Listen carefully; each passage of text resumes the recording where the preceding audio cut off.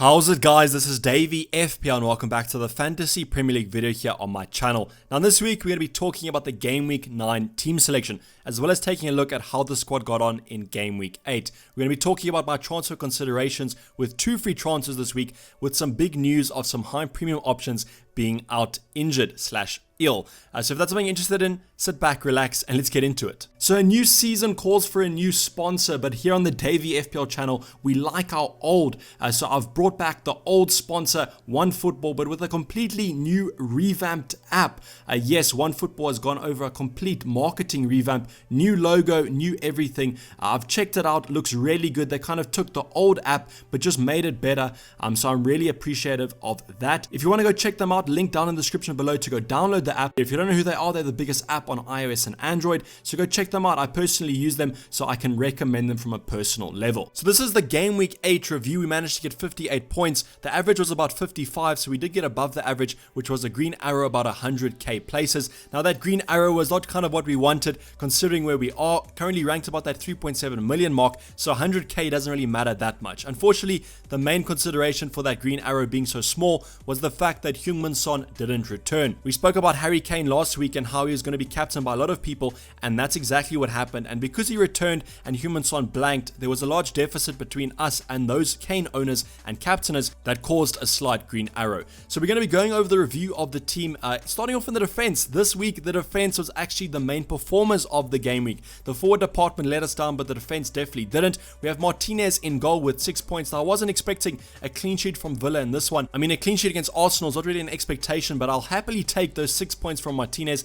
That hit for him over Ramsdale definitely looks worth it right now, as Villa look to be in exceptional form, both attacking wise and defensively. The rest of the defense, we had Taylor and Walker-Peters, who returned a double clean sheet on Friday evening. I don't think that's going to happen too many times this game week, where we actually managed to take advantage of this Friday night fixtures. But Taylor with 8 points and then Walker-Peters with 9, both of them managing to get some nice bonus points to complement those clean sheets, which are always quite welcome. Finally, we have Chilwell, who was our transfer in from Trent Alexander-Arnold in Game Week 8, and luckily that transfer actually managed to come good. I don't think we would have expected an injury to Trent Alexander-Arnold, so that actually makes the transfer look quite good. But I mean, we never were expecting an injury from that one, so I think it was purely based on the fixtures coming up, and Chilwell definitely looks like a really good option. A little bit disappointed that he didn't manage to keep the clean sheet, because he would have been on for an absolute massive haul there, but they managed to concede quite a shoddy corner deflection, tap in kind of goal there for Chelsea, and I think that basically was the only threat that Sheffield United had there.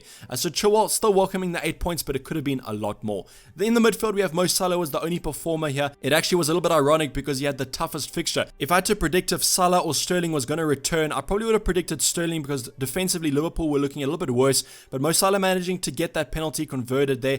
Really nice to have him on penalties this season, because that's going to only complement his goals and assists from last season, and because he's on penalties, hopefully that makes him beat the record that he holds of the most FPL points that he's managing to get. So 9 points there with some bonus points, a lovely compliment to our midfield. Then we have Podence and Raul Jimenez, so I'm going to talk about them both at the same time. So I think Podence came off at about the 58-minute mark, so not even managing to get 2 points, which was highly disappointing, but the fact of the matter is we always knew Podence was a rotation risk, and at least he managed to start the game, which hopefully he will in the future, as I really need him to start next game week, as I don't think I'll be taking out the Wolves assets just yet. So we spoke about our captain, Heung-min Son. So West Brom actually defended quite well, but I think in the first half they were a lot better side, and then in the second half Spurs managed to get a lot more chances. The thing I heard about Heung-min Son was that in the first half he did have a really nice one-on-one, but he took an extra touch or something and managed to ruin the chance, which is quite disappointing because he was my captain, as you know, and a nice return from him would have definitely seen a bigger green arrow. Then finally, Raheem Sterling had a relatively quiet afternoon. Wasn't the best game in the world. Man City vs Liverpool started off really lively, but then kind of died on as the game went on, so was quite disappointed with that fixture, as I was hoping for quite a lot of goals, as that would have kind of made our FPL team look a lot better with Sterling and Salah. Going into the forward department, we have Mitrovic, and what's there not to say about Mitrovic? So Mitrovic, I spoke about kind of the only hope for him was getting a penalty. That's exactly what happened for Fulham. They got a penalty in stoppage time at the end of the game, but who steps up to take it? Not Mitrovic, Lookman. Lookman goes and tries a Panenka, messes it up completely, and Fulham go on to not even score the goal. So Mitrovic there, missing out on a penalty and potential points as well, and that was kind of my only hope for for Mitrovic. So I was really disappointed and quite angry at that, but that's sometimes just how FPL goes. Sometimes you're the most lucky manager in the world, and sometimes you're the most unlucky. So finally there, Calvert-Lewin with 5 points, managing to get a headed assist, which I'll always take. There still is a little bit of controversy whether it was assist, but as an owner, I'll definitely take him. On the bench, not much to talk about there. We have Basuma and Coleman. Now with Coleman, he's actually managed to get another hamstring injury on international duty, which is quite disappointing, and I'm kind of just hoping that he makes his return for Everton in game week 9. So going on to the transfers, we actually have made these transfers. I know I never usually make transfers this early, especially on an international break, but I had the exact money to do this, and Mitrovic was dropping in price, and Watkins and Bruno Fernandes were going up. So the moves I made was Heung-min Son out, along with Mitrovic, to Bruno Fernandes and Ollie Watkins. So the reason I did this move is that I think that Bruno Fernandes is actually ticking on quite nicely, and I think with that West Bromwich Albion game coming up next at home, I'm really considering him as the best captaincy option to go for. So that's why I brought him in a week where there's not many good captaincy options, with most of the premium sides having tougher fixtures.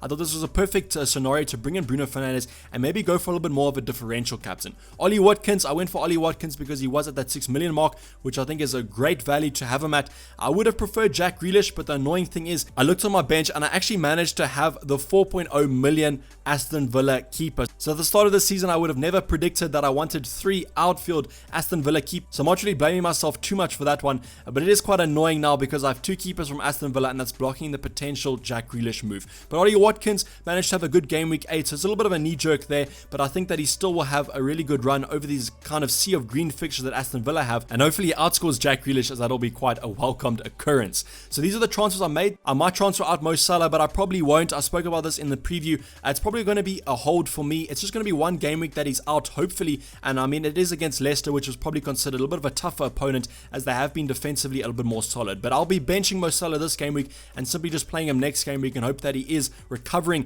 from this virus that he has tested positive for. But I would kind of recommend you do the same. I don't think it's necessarily a transfer out unless you don't have any other fires to put out and you want to simply get in a Man City option or maybe even a Bruno Fernandes. So this is how the team is setting up right now. I'm kind of hoping for Coleman to make a recovery from that injury he had on international break, as otherwise I might have to play Basuma. Now Basuma is not the worst decision in the world. He is actually having quite good stats for a 4.5 midfielder, but I really would prefer Coleman against Fulham, as I think that's kind of almost a guaranteed clean sheet for Everton with the way Fulham have been playing. So starting off for goal, we have Martinez against Brighton. Now Brighton is actually quite a tougher fixture. Brighton are a really attacking side. They haven't really hit the form or the kind of the finishing that they require to get those goals and those wins. But against Aston Villa, I'm kind of really trusting that Aston Villa defense because they've been on really good form. The rest of the defense, we have Charlie Taylor against Crystal Palace. Now hopefully Burnley can keep a clean sheet in this one, because Crystal Palace as well, not the most attacking side, but they had a really good game week 8, which is going to fill them with a lot of confidence, and that kind of worries me a bit for that Taylor clean sheet. Coleman against Fulham, we already spoken about. Hopefully he just recovers. We then have Chilwell against Newcastle. Now Newcastle, one of the worst attacking sides, and Chelsea have one of the best defenses. So hopefully this is another clean sheet for Chilwell, and hopefully as well as an attacking return. I know I'm getting quite greedy with Chilwell, but he's simply just playing so well that I really do have high hopes for him. And then we have Walker Peters, who I'm kind of forced into playing. I would have preferred benching him, as I do have 2 Wolves attackers playing against him, so I'm kind of not playing the odds there. But with Mo Salah's testing positive, I'm kind of forced into playing him, and I'm kind of just hoping for the best here. Maybe a Walker Peters clean sheet, or maybe a Podence or Jimenez goal. Going into the midfield, we actually have a 3 midfield, which is the first time this season that we're having us.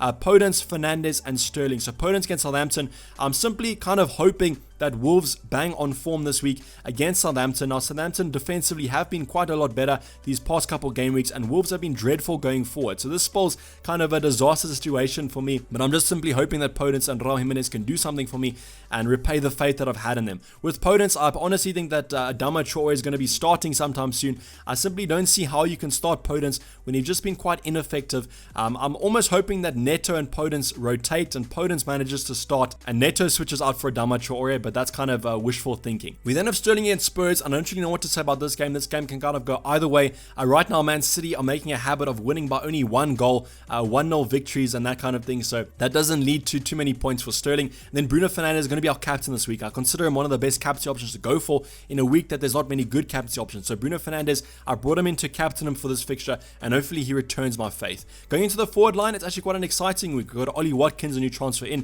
facing Brighton. Now Brighton overall are mediocre defensively, but they can have some good performances. But Aston Villa are on such good form that I think Ollie Watkins should get a goal in this one. Then we have Calvert-Lewin, who is also a captaincy consideration if you want to go for him. I think it's pretty much guaranteed that he does score against Fulham because of how bad they are defensively and how good Calvert-Lewin's form is right now. Also to take note is Lucas Digne and also Richarlison are returning for this fixture, so it's almost a full strength Everton side, and I think they're going to do quite a good job against Fulham. Finally, Raul Jimenez, we've already spoken about, kind of just hoping that he manages to do something as his ownership is kind of going down and his points are as well. On the bench, you have Basuma who can come on if we need him, and then Mo Salah and Ferguson on the bench. And then with Ferguson, there's been some more positive news with apparently him aiming for a return in the short term from his injury that he's had, and I'll really welcome that return as finally I'll have a third player on the bench if I need them. So this is basically a wrap of the video, guys. Hopefully you did enjoy it. Please don't forget to like it if you did, and subscribe if you're new and have not subscribed yet. I'll be checking you guys in the Deadline with Dayvy stream coming up on Saturday morning / evening / afternoon, wherever you are in the world. Otherwise on my Twitter at DayvyFPL. I'm going to be signing off. It's me, Dayvy FPL, and I'm out. Cheers, bye.